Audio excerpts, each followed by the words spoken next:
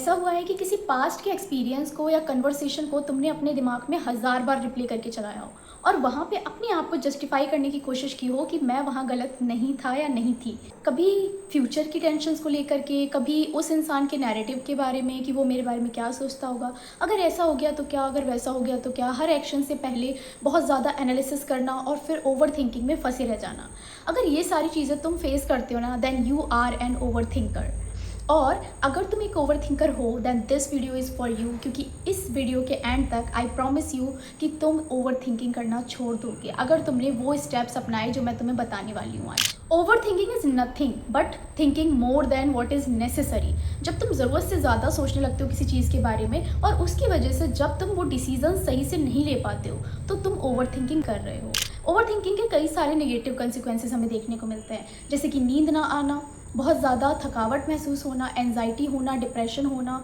और इसके साथ साथ तुम कई बार रॉन्ग डिसीजंस ले लेते हो जल्दबाजी में आकर के, अपने अच्छे फ्रेंड्स को भी लूज़ कर देते हो और कई बार ये सारी चीज़ें तुम्हें इनएक्शन की तरफ भी लेके जाती हैं। सो ओवर थिंकिंग जब आप गलत डायरेक्शन में कर रहे हो या फिर बहुत ज़्यादा कर रहे हो तो ये तुम्हारी लाइफ के लिए बिल्कुल भी अच्छी नहीं है। सो लेट अस डिस्कस कि आखिर हम ओवर थिंकिंग करते क्यों हैं। ओवर थिंकिंग का सबसे पहला रीज़न है फियर ऑफ फेलियर। मतलब कई बार ना आप लोग डर रहे होते हो कि अगर हम लूज़ कर गए तो क्या, अगर हम एग्ज़ाम देने जा रहे हैं तो फेल हो गए तो क्या, अगर हम कोई काम करने जा रहे हैं तो उसमें सारी चीज़ें अच्छी नहीं गई या फिर जैसी प्लान की हैं वैसी नहीं गई तो क्या। प्लानिंग के अगेंस्ट जो चीज़ें आएंगी आप उसका नैरेटिव भी अपने माइंड में पहले से ही बनाने लग जाते हो कि अगर चीज़ें प्लान ना होकर के इस तरीके से चलेगी तो क्या हो जाएगा। दूसरा reason, lack of confidence and trust in yourself. कई बार हमें खुद की चीज़ों पे, खुद के ऊपर ट्रस्ट नहीं होता है, कॉन्फिडेंस नहीं होता है, जिसकी वजह से हम ज़्यादातर समय अपनी चीज़ों को एनालाइज कर रहे होते हैं दूसरे के पर्सपेक्टिव से, ठीक है। और इसीलिए हम पीपल प्लीजिंग भी करते हैं। जो ओवर थिंकर्स होते हैं वो पीपल प्लीजर्स भी होते हैं। उनको लगता है कि जो लोगों का पर्सपेक्टिव है कहीं ना कहीं वही उनकी रियलिटी है, जबकि ऐसा नहीं है। Now the third reason is lack of clarity in mind. खुद के दिमाग में अपनी चीज़ों को लेकर के, अपनी पसंद नापसंद को लेकर के जब क्लैरिटी नहीं होती है तो आप कई बार डिसीजंस जल्दबाजी में ले लेते हो और उसका नतीजा ये होता है कि फिर बाद में उन्हीं डिसीजंस के ऊपर आप ओवर थिंक करते हो। ओके, तो अब हमने डिस्कस कर लिया है ओवर थिंकिंग क्या होती है, किस वजह से आप ओवर थिंकिंग करते हो, how you behave when you over think. Now let us see कि अगर हमें इसको कंट्रोल करना है या अगर हम इसको पॉजिटिव वे में लेके जाना है तो हम क्या करें। Okay, so let us look at the steps which you need to control your overthinking. Number 1, live in the present moment. कई बार ना हम जो काम कर रहे होते हैं, कई बार इतनी अच्छे मोमेंट्स में हम जी रहे होते हैं, लेकिन फिर भी उस समय में भी हम ओवर थिंक करके उस मोमेंट की ऐसी तैसी कर देते हैं। कई बार ना हम इतने सालों से जिस चीज़ का वेट कर रहे थे वो चीज़ों में हम जी रहे होते हैं, लेकिन फिर भी हमारा माइंड ओवर थिंक कर रहा होता है और हम उस वाले जॉय से भी पीछे रह जाते हैं। तो सबसे पहली चीज़ जो ओवर थिंकिंग है ना, वो हमें प्रेजेंट मोमेंट में नहीं रहने देती है। तो आपको ये कोशिश करनी है कि आप प्रेजेंट मोमेंट में वापस आ सको जब भी तुम ओवर थिंक कर रहे हो। अब प्रेजेंट मोमेंट में आने के ना कई सारे तरीके होते हैं, जैसे कि कंट्रोल्ड ब्रीदिंग। तुम अपनी ब्रीदिंग पे ध्यान देना स्टार्ट करो, how you are inhaling, how you are exhaling. जैसे तुम अपनी ब्रीदिंग को देख पा रहे हो तो तुम उससे ना प्रेजेंट मोमेंट में आ पाओगे, उस थॉट से निकल पाओगे, प्रेजेंट मोमेंट में वापस आ पाओगे। सेकंड, तुम जो रेमेडी यूज़ कर सकते हो वो है कि उस समय अपने हेड में, ठीक है, बोल बोल के नहीं, अपने हेड में नाम जाप करना स्टार्ट कर दो। जिन भी गॉड को, जिस भी पावर पे आपका फेथ है, ठीक है, उसका नेम आप हेड में रोल करना स्टार्ट कर दो, चलाना स्टार्ट कर दो और तुम नोटिस करोगे कि आप उस थॉट से वापस आ गए हो। एंड द थर्ड रेमेडी जो कि प्रेजेंट मोमेंट में आने में बहुत हेल्पफुल है वो है किसी भी एक ऑब्जेक्ट को कंटिन्यूअसली फोकस करके देखते रहो। कुछ नहीं सोचना उस समय, सिर्फ उस ऑब्जेक्ट से तुम्हारा फोकस नहीं हटना चाहिए। उस समय तुम्हारे दिमाग में कोई भी थॉट आएगा ही नहीं, ठीक है। सिर्फ एक जगह कंटिन्यूअसली देखते रहो, उसके अलावा तुम्हें कुछ और सोचना नहीं है, ठीक है। So these are the 3 things जो कि तुम प्रेजेंट मोमेंट में वापस आने के लिए कर सकते हो: ब्रीदिंग, नाम जाप and the focus on anything. Okay, now the second solution जो कि आपकी ओवर थिंकिंग को कंट्रोल कर सकता है वो है write down your over thinking thoughts, ठीक है। जो भी तुम सोच रहे हो ना, जिस समय तुम बहुत ज़्यादा ओवर थिंक कर रहे हो, उसको लिखना चालू करो।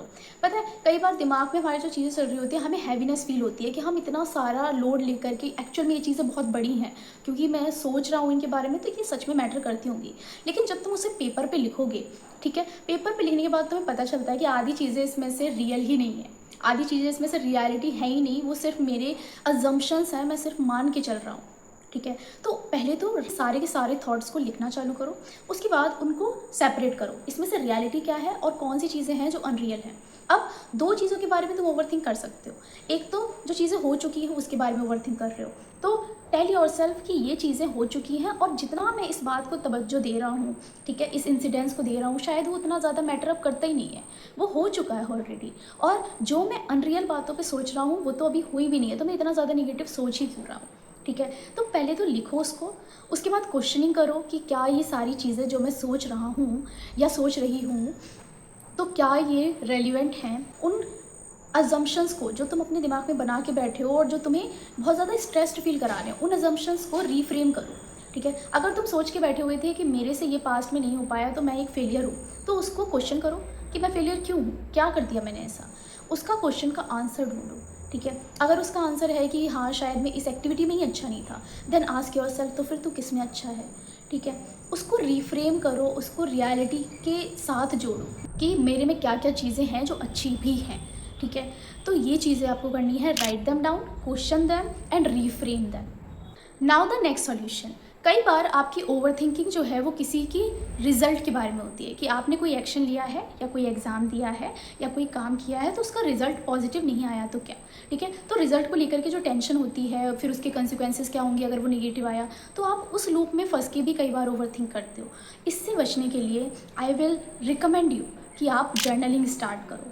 ठीक है, लिखना स्टार्ट करो पॉजिटिव चीज़ों को। तुम हमेशा यही क्यों सोचते हो कि नेगेटिव ही होगा, उसका अपोजिट भी तो हो सकता है ना, पॉजिटिव भी तो हो सकता है। पॉजिटिव होगा तो सोचो तुम्हारी लाइफ कितनी ज़्यादा चेंज हो जाएगी।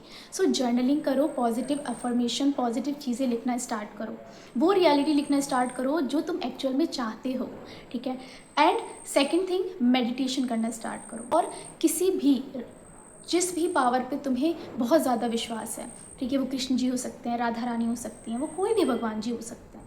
ठीक है, तो उनके ऊपर ट्रस्ट करो और सारी चीज़ें ना एक बार उनके ऊपर छोड़ के देखो। आपने अपना काम किया और उससे डिटैच होने का सबसे बेस्ट तरीका है कि उसको फिर किसी हायर पावर के ऊपर छोड़ दो, क्योंकि उससे बेस्ट कोई तरीका नहीं है आपको उस वाले लूप से निकालने का, उस टेंशन से बचने का।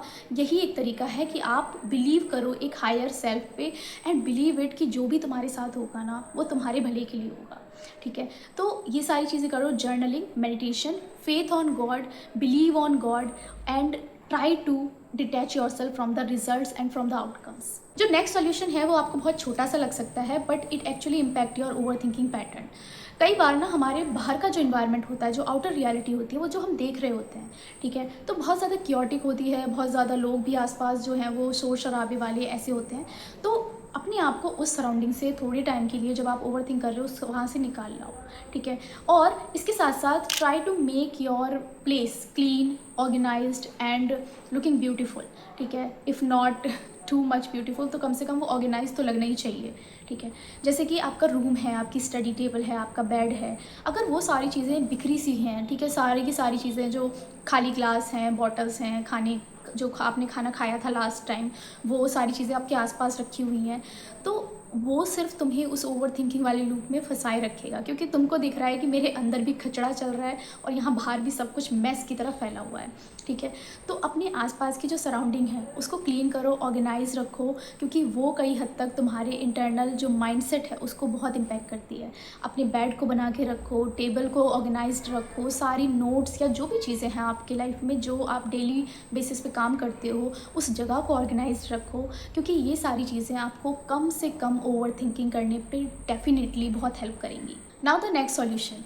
कई बार ना हम किसी एक्शन को लेने से पहले भी बहुत ओवर थिंक कर रहे होते हैं, तो उसके लिए आप क्या करो, शेड्यूल करो उस एक्शन को कि हाँ मुझे ये एक्शन कब लेना है, मुझे किन किन चीज़ों की ज़रूरत पड़ेगी, क्या क्या जो चीज़ें हैं वो मुझे करनी है।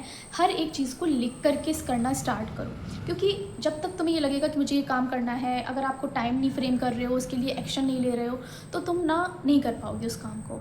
तो शेड्यूल बनाओ प्रॉपर और उसको ऑर्गेनाइज करने की कोशिश करो। सपोज़ कोई लार्ज सिलेबस भी है, उसको तुम्हें कंप्लीट करना है, तो जब तुम उसको प्रॉपरली छोटे छोटे पार्ट्स में डिवाइड करके शेड्यूल करके करना स्टार्ट करते हो ना, तब इजीली हो जाता है वो। ठीक है, अगर तुम उसको लेकर बैठे रहोगे कि मुझे 2 बुक्स कंप्लीट करनी है, 2 बुक्स कंप्लीट करनी है, तो you will stuck in that loop और कभी भी वो ख़त्म ही नहीं होगी। तुम रोज़ सुबह उठोगे, रोज़ तुम्हारे दिमाग में टेंशन चल रही है लेकिन वो हो नहीं रहा है। क्यों? क्योंकि वो तुम्हारे दिमाग में चल रहा है, तुमने उसको कंप्लीट करने के लिए कोई एक्शन लिया ही नहीं है। तो make schedule for it, try to organize it और उसको छोटे छोटे पीसेस में करना स्टार्ट करो। Now the next step is start your morning with a positive note. ठीक है, no matter how your life is going, how your days are going, लेकिन सुबह की शुरुआत ना एकदम पॉजिटिव ही वे में होनी चाहिए, क्योंकि वो कहीं ना कहीं आपके मूड को बहुत ज़्यादा इम्पैक्ट करता है। अगर तुमने सुबह की शुरुआत बहुत ही ज़्यादा लाउड म्यूज़िक सुन के करी है या बहुत ही ज़्यादा लड़ाई झगड़े की आवाज़ें आ रही हैं आपके रूम में और उस सब से की है, तो पूरा दिन आपका जो दिन है ना वो क्योटिक ही जाने वाला है। पूरा दिन आपके जो थॉट्स हैं वो भागते ही रहेंगे। आपने सुबह उठ करके अपना बेड ऑर्गेनाइज़ करना है, रूम ऑर्गेनाइज़ करना है, जो भी काम आप करने वाले हो उसको स्टार्ट करो। ठीक है, एक्सरसाइज कर सकते हो, योगा कर सकते हो, एनी पॉजिटिव लाइफस्टाइल हैबिट जो तुम एक मॉर्निंग रूटीन में ला सकते हो, जस्ट इंक्लूडेड, क्योंकि उससे ना तुम्हारे पूरे दिन पे बहुत ज़्यादा बड़ा इम्पैक्ट पड़ने वाला है। Now the next step, fix your time for over thinking. Over thinking करने के लिए ना एक टाइम फिक्स कर दो कि मैं सिर्फ इसी टाइम पे ओवर थिंक करूँगी या करूँगा, इसके अलावा मैं बाकी समय पे जो काम मुझे करना है मैं उसी पे फोकस रखूँगा अपना। ठीक है, तुम्हारे माइंड में जब भी कोई थॉट्स आ रहे हैं उसको टैकल करने के लिए सबसे बेस्ट है ये तरीका, क्योंकि पूरा दिन अगर हम सोचने बैठे रहेंगे ना तो उससे हमारे एक्शंस पे बहुत फ़र्क पड़ेगा, हो सकता है हम कोई काम कर ही ना पाएँ। तो अपने माइंड को बताओ कि हाँ, एक सेपरेटली हम टाइम निकाल करके ओवर थिंकिंग करेंगे। ठीक है, 1 घंटा हो सकता है, 1.5 घंटा हो सकता है, उस टाइम में ओवर थिंक करो तुम जितना करना है, जो भी थॉट है या किसी एक्शन के ऊपर, किसी कन्वर्सेशन के ऊपर जितनी भी ओवर थिंकिंग करनी है, किसी एक टाइम को डिसाइड करके करो और उस समय उस ओवर थिंकिंग को लिखो भी पेन एंड पेपर ले करके। ठीक है, ताकि तुम्हें क्लैरिटी मिले कि एक्चुअल में ये कितनी ज़्यादा प्रोडक्टिव है और कितनी ज़्यादा नहीं। And the last and very important solution, let go of things, let go of people and move ahead. हो सकता है कि ये कहने में बहुत आसान लगता है कि चीज़ों को जाने दो और आगे बढ़ो, लेकिन you need to understand that कोई इंसिडेंस हो गया, कोई पर्सन तुम्हारी लाइफ में था, अब वो चला गया, उसके साथ तुम्हारे आर्ग्यूमेंट हुए, फाइट्स हुई, वॉट एवर इट इज़, अगर तुम उसको अपने माइंड में चलाते रहोगे, क्या उससे कुछ भी चेंज हो रहा है? नहीं। अगर देखो तुम्हारी गलती थी तो उसको सॉर्ट आउट करके ख़त्म करो एंड मूव अहेड। अगर उस इंसान की गलती थी या गलती दूसरे साइड से थी तो ट्राई टू एक्सेप्ट इट, कि जितना ज़्यादा अगर तुम उस इंसान के साथ होते सपोज़ या उसी सिनेरियो में फंसे रहते तो तुम और भी ज़्यादा परेशान होते। ये खुद को बोलो कि ये तुम्हारे भले के लिए है। ठीक है, जो भी हो रहा है, लोग जा रहे हैं या चीज़ें तुमसे जो छूट रही हैं, that are in your favour only. Positive चीज़ों को देखने की कोशिश करो और आगे बढ़ो लाइफ में, बिकॉज फंसे रहने से, सिर्फ दिमाग में उन चीज़ों को बार बार चलाने से कुछ भी चेंज नहीं होने वाला है। और एक चीज़ ना समझ लो यार, कि जितना ज़्यादा तुम चीज़ों को कंट्रोल करने की कोशिश करोगे, उनको प्री प्लान करने की कोशिश करोगे, लाइफ उतनी ज़्यादा आउट ऑफ कंट्रोल लगेगी। तो कुछ चीज़ें ना जस्ट होने दो और ट्राई टू सी कि उसमें तुम्हारी क्या अच्छाई है या तुम्हारे लिए क्या चीज़ें वहाँ पे अच्छी हो रही हैं। जितना ज़्यादा चीज़ों को कंट्रोल करने की कोशिश करोगे, उनको अपने हिसाब से चलाने की कोशिश करोगे, तो शायद तुम एक रिस्ट्रिक्टेड जगह तक ही पहुँच पाओगे। सारी चीज़ें प्री प्लान करके क्यों चलना है? क्यों तुमको सारी चीज़ों का पहले से आंसर पता होना चाहिए? कई बार ऐसी भी तो चीज़ें हुई हैं ना तुम्हारी लाइफ में जो तुमने नहीं सोची थी बट बहुत ज़्यादा अच्छी हुई हैं। और एक चीज़ और, अपने दिमाग में ना बहुत ज़्यादा खुद को बार बार सोचना बंद करो। जितना तुम सोच के बैठे हो ना दिमाग में कि ये मेरे बारे में क्या सोच रहा होगा, उसने ये स्टेटमेंट दिया तो व्हाट डज़ ही मीन और व्हाट डज़ शी मीन, क्या वो मेरी फ्रेंड है नहीं है, क्या वो इंसान ऐसा है वैसा है, इतना ज़्यादा ओवर एनालाइज मत करो।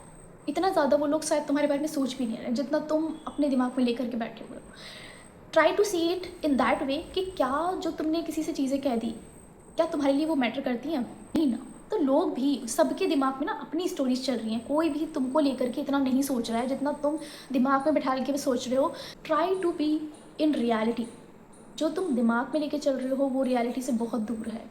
Okay, so that was it. These were the solution जो कि बहुत ही ज़्यादा हेल्पफुल होते हैं ओवर थिंकिंग को कंट्रोल करने में। मेरा इनमें से जो फेवरेट है वो है नाम जाप करना, ब्रीदिंग एक्सरसाइज करना, चीज़ों को ऑर्गेनाइज करना बाहर की दुनिया में, और जर्नलिंग करना। मेरे लिए ये सारे स्टेप्स बहुत ज़्यादा फ्रूटफुल साबित हुए और इसीलिए मैंने इनको अपने जो सॉल्यूशंस हैं उसमें इंक्लूड किया था। So that is it for today's video. अगर आपको ये वीडियो अच्छी लगी हो तो लाइक करना, और जो मैंने रेमेडीज़ बताई है अगर वो आपको इन एनी वे हेल्प करती है then do let me know in the comment section. Thank you so much for watching.